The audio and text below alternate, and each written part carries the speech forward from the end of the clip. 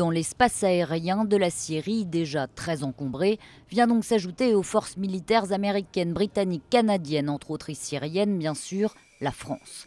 Et ce, dès demain, avec les Mirage 2000 et Rafale déjà déployés en Irak. Des vols de reconnaissance dans un premier temps, en préalable à d'éventuelles frappes. On se réaligne un peu sur ce que fait le reste de la coalition, c'est déjà quelque chose de plus cohérent.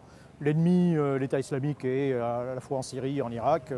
Son cœur est même plutôt en Syrie actuellement, ses capitales, donc il était logique d'étendre, d'un point de vue militaire, d'étendre l'action.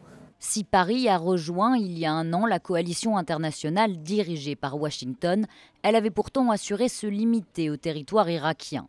Une volte-face donc, mais sans grandes conséquences militaires pour certains. La France, c'est 2% de cette campagne aérienne en termes de frappe. Donc là, même si on étend nos actions sur le territoire syrien, on reste malgré tout un acteur très marginal. Une action qui, comme pour l'Irak, ne s'étendra pas au sol. Je considère qu'il serait inconséquent et irréaliste d'envoyer des troupes françaises en Syrie au sol. Un point de vue que ne partagent pas les Français. Selon un sondage paru ce dimanche, 61% d'entre eux se disent favorables à cette option militaire.